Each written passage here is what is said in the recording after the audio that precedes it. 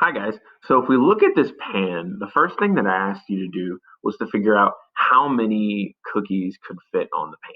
Now, this is kind of open to a little bit of interpretation, but the way I see it, if I were putting cookies on this pan, I'm thinking that I could fit two more along the width here, and I could also fit two more along the length here, which gives me a total of along five cookies along the length and four cookies along the width.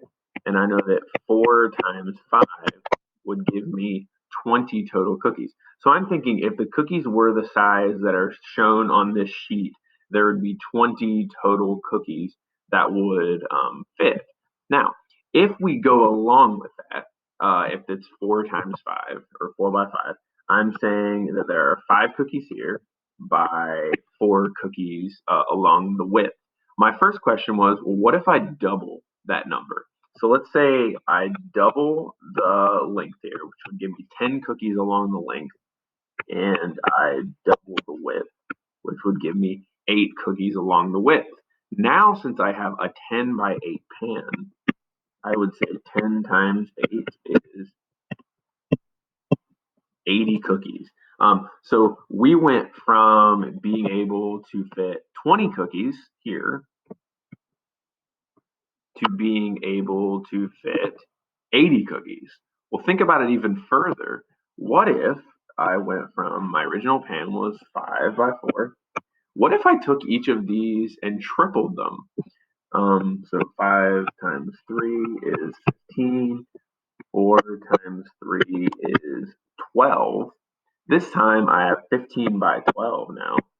Keep in mind, these cookies are getting significantly smaller. 15 by 12. Easy way to do 15 times 12 is to break 12 down into 10 and 2. 15 times 10 is 150. 15 times 2 is 30.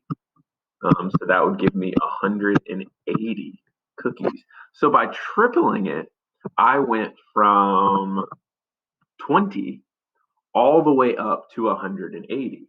Now, one thing you're going to start to recognize is what I did here was I essentially took my original pan, which was 20 cookies, and since I had multiplied both the length and the width by 2, I essentially multiplied that number by 2 twice, which gave me that 80 cookies. Keep in mind, though, that multiplying by 2 twice is the same thing as multiplying by 4. Now, the same thing happened here. I took that original pan of 20 cookies, but here I multiplied by 3 twice, which gave me that 180 cookies. But multiplying by 3 twice, maybe, multiplying by 3 twice is the same thing as multiplying by 9. So we actually, that pan had 9 times as many cookies as before. Now, that last question, what I'm asking you to do is I'm asking you to say, how could we show what's going to happen here if I multiply the length and the width by any number? So let's say, for example, instead of multiplying by a specific number, what if I told you that the length and the width were both X times as big as before? How could I show how many cookies are going to be in that pan? So think about what we did before and see if you can make that work by inserting a variable in there.